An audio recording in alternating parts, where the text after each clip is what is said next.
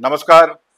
Social संवाद से मैं कृपा शंकर। कभी आपने चुनावी गालियों के बारे में सुना है? चुनावी गालियां कैसे होती हैं आपको मालूम है? चुनाव के दरमियान या चुनाव के पहले किस तरह की गालियां दी जाती हैं, इसका अंदाजा है आपको? आज उसी विषय में बात करेंगे। दरअसल बिहार में चुनाव है, बिहार विधानसभा का, और सभी पार्टियां अपने अपने उम्मीदवार खड़ी कर रही हैं, नाम घोषित कर रही हैं। कल ही जनसुराज पार्टी ने प्रथम लिस्ट जारी किया है और 51 उम्मीदवारों का नाम बताया, जिसमें लोग चौंक गए हैं कि अरे हमारे इलाके से ये कौन बंदा आ गया, मैं तो इसको जानता नहीं, मैं जानती नहीं, ये तो नया है बिल्कुल उम्मीदवार, ये कहां से आ गया। और फिर अनुमान लगाते हैं कि हार होगी कि जीत होगी, ऐसा कुछ अनुमान लगाते हैं। और अब लोग गालियां, जैसे आपको मालूम है कि गालियां दो तरीके से देते हैं। लोग बुदबुदाते हैं या फिर जब ज्यादा आक्रोशित होते हैं तो गालियां बकने लगते हैं। वो कहीं भी बक सकते हैं, रोड पे भी बक सकते हैं, सड़क पे बक सकते हैं, बाजार में बक सकते हैं, घर में बक सकते हैं, कहीं भी बक सकते हैं। उसका कोई दायरा नहीं है, उसका कोई लिमिटेशन नहीं है, ना उसका अनुशासन है। गालियां कहीं भी आप बक सकते हैं, उसकी आजादी है। तो आपको यह बता दें कि बिहार में आजकल चुनावी जो गालियां हैं, भोंपू लगा कर दी जाए। भोंपू मतलब लाउड स्पीकर। लाउड स्पीकर को बिहार की भाषा में भोंपू कहते हैं। तो भोंपू लगाकर गालियां दी जा रही हैं, राजनीतिक गालियां हैं कि यह कैसा उम्मीदवार खड़ा कर दिया आपने हमारे क्षेत्र से। वो सभी दलों के लिए लागू है। कल जनसुराज का हुआ और बाकी लोग का हुआ, कई पार्टियों का घोषित, अब तो दौर ही है पार्टी को उम्मीदवार का नाम घोषित करने का। तो बिहार में चूंकि आक्रोश है, और आक्रोश इसलिए है कि वो लोकतंत्र की पहली जमीन पीठ है और वहाँ काफी प्रयोग होते रहते हैं। तो आप यह जानिए कि गालियों का प्रयोग भी बिहार से ही चल रहा है कि आपने कैसा उम्मीदवार खड़ा कर दिया। तो आपके बताएं कि जनसुराज पार्टी जो है वो नामों के चक्कर में नहीं है। जनसुराज पार्टी तो खुद ही नई पार्टी है, तो नई पार्टी है, उसकी छवि बन रही है, बनाना चाहती है, लोगों के बीच जा रही है। और जाहिर सी बात है कि फिर ऐसे में जो भी उम्मीदवार होंगे वो नए ही होंगे। इसको इस नजरिए से देखिए।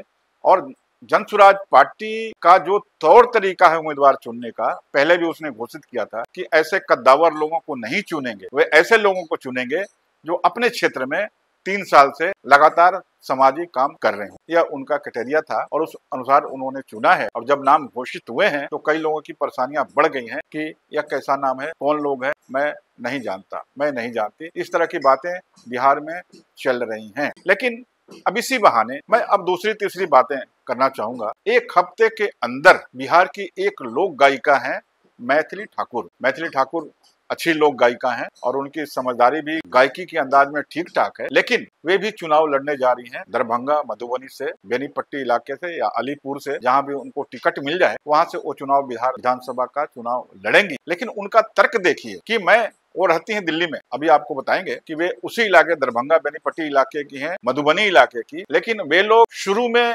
वहां से निकल गए, उस राज्य से ही निकल गए, उस इलाके से निकल गए कि जंगल राज है। जंगल राज की दुहाई देते हुए वे पूरे परिवार के साथ यहाँ से वे दिल्ली आप चले गए। मान के चलिए कि वे शिफ्ट हुए। उनके पिता प्रबंधक हैं, प्रबंधक के तौर पे काम करते हैं। पूरा परिवार वहीं रहा, पढ़ा लिखा। और जब मैथिली ठाकुर ने यह कहा कि हमें प्रधानमंत्री नरेंद्र मोदी बहुत अच्छे लगते हैं, और जब दो मिनट की वो बातें करते हैं तो कम लगता है वे लंबी बातें कर, या दिल की गहराइयों को उन्होंने बातें कह दी। और यह भी कहा कि दरअसल हम चुनाव लड़ने नहीं आ रहे, बिहार में हम चुनाव लड़ने नहीं आ रहे हैं, दरअसल हम राज करना चाहते हैं। कैसा राज? हम एक शक्ति प्राप्त करना चाहते हैं। एक शक्ति प्राप्त करके उस इलाके का कायाकल्प करना चाहते हैं।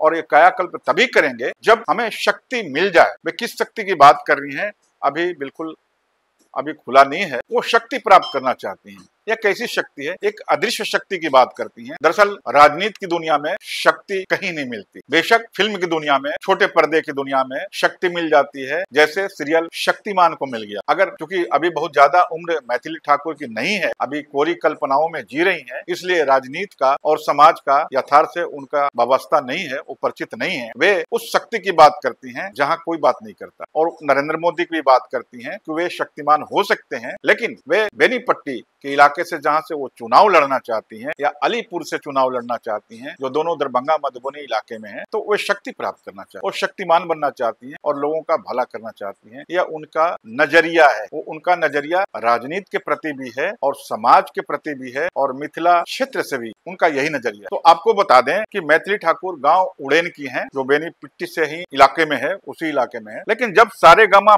पा में वे आई थी तो कभी इस बात का जिक्र नहीं किया कि वे मिथिला से हैं। और हार गई। लेकिन राइजिंग स्टार में जब वो आई तो खुद का मिथिला का बताया और वे रनर अप स्टार बन गई। तो मिथिला का यह प्रभाव है, अगर अपनी आप जड़ों का जिक्र नहीं करते तो जाहिर सी बात है कि आप खारिज हो सकते हैं। ऐसा हो सकता है, मुमकिन है। तो यह उनकी कहानी है मिथिला ठाकुर की। तो वे दरअसल बिहार की हैं, लेकिन कभी यह शो नहीं किया या कभी जाहिर नहीं किया कि मैं बिहार की हूँ, मिथिला की। लेकिन जब वे चुनाव लड़ने जा रही हैं तो वे इस बात का जिक्र कर रही हैं कि मैं मिथिला की बेटी हूँ, मैं उड़ेन की बेटी हूँ, गांव उड़ेन की बेटी हूँ। ठीक वैसे ही जैसे नरेंद्र मोदी किसी भी इलाके में जाते हैं वे कहते हैं मैं यहाँ का बेटा हूँ, मैं वहाँ का बेटा हूँ। जिस इलाके में जाते हैं उस इलाके का बेटा वो बताते हैं। ठीक वैसे ही वही पैटर्न पकड़ के मैथिली ठाकुर भी बात कर रही हैं। जब मैथिली ठाकुर की बात कर रहे हैं तो एक दो चीजें और भी हम बातें करेंगे। क्या आपको मालूम है कि बाला साहब ठाकरे जो महाराष्ट्र में राज करते हैं वे बिहार से थे? क्या आपको मालूम है? दरअसल बाला साहब ठाकरे के पिता केशव ठाकरे ने अपनी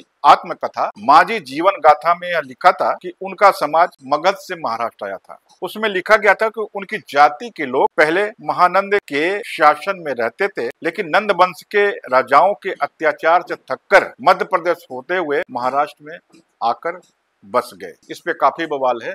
बाकी के जो बाला साहब ठाकरे के लड़के इस बात को नहीं मानते, विरोध करते हैं, राजनीति करते हैं, वे अपने आप को बिहार का होना नहीं मानते, जबकि उनके दादा परदादा बिहार को ही अपनी मूल भूमि मानते हैं। ठीक वैसे ही मैथिली ठाकुर ने कभी इस बात का जिक्र नहीं किया ये बिहार से हैं, मिथिला से हैं। लेकिन अब जरूरतें आ गई मिथिला की, उनको जरूरत है, चुनाव लड़ रही है, तो मिथिला की परंपरा, संस्कृति और वोट सब कुछ याद आ रहे हैं। तो ये अनजाने जो मैंने चर्चा की शुरू में कि जो अनजाने उम्मीदवार हैं जिनको लोग खारिज कर रहे हैं या जिन पे विरोध कर रहे हैं, लाउड स्पीकर लगा के गालियां दे रहे हैं, तो उनको यह जानना चाहिए कि कई ऐसे उम्मीदवार हैं जो जीतने के बाद भी, वोट लेने से पहले नहीं, जीतने के बाद भी अपने क्षेत्र में नहीं जाते और जो वोटर हैं उनको नहीं पहचानते कि यही हमारे प्रतिनिधि हैं। आपको जानकर हैरत होगा कि देश के बड़े नेता जो कभी उप प्रधानमंत्री भी हुआ करते थे, जगजीवन राम, कभी कभार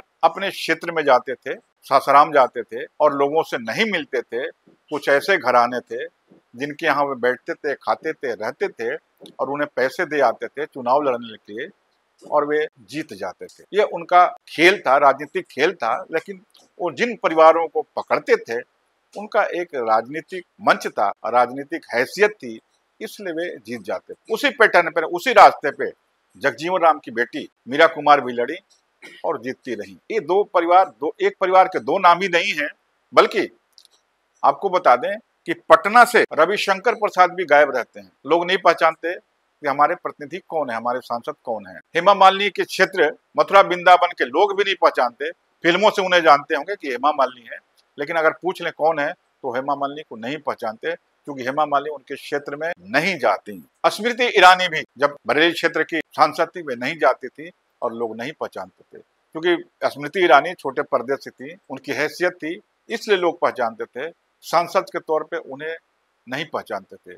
और यही कारण है कि किन्हीं क्षेत्रों में, अब आप देखेंगे किन्हीं क्षेत्रों में लोग भोंपू लगा के, लाउड स्पीकर लगा के, पोस्टर लगा के यह जाहिर करते हैं कि हमारा सांसद, हमारा प्रतिनिधि गायब है, कहीं मिल जाए तो बताएंगे, आपको पुरस्कार सम्मान दिया जाएगा, राशि भी उसमें खोल देते हैं। तो ये हालत है। अभी अब एक वीडियो में देख रहा था, बिहार का ही वीडियो था, जिसमें लालू प्रसाद यादव के बड़े सुपुत्र तेज प्रताप, लालू प्रसाद के बड़े लड़के तेज प्रताप अपने चुनावी क्षेत्र में थे, गांव वालों से बात कर रहे थे और अनजाने में उन्होंने सवाल कर दिया कि अरे भाई, तुम्हारा विधायक तुम लोग से नहीं मिलता क्या, नहीं आता क्या? तो ग्रामीणों का था, अभी तो हम लोगों ने देखा नहीं कौन है। तेज प्रताप को बताना पड़ा, तेजस्वी प्रसाद को, कि दरअसल मैं ही तुम्हारे क्षेत्र का विधायक। तो ये हाल है। जो जीते हुए प्रतिनिधि जो हैं वो पहचान में नहीं आते, जीतने के बाद अपने क्षेत्र में नहीं जाते। तो जो बिल्कुल नए हैं, जिनको अभी सुराज पार्टी ने उतारा है या अन्य पार्टियां भी उतार रही हैं, बिल्कुल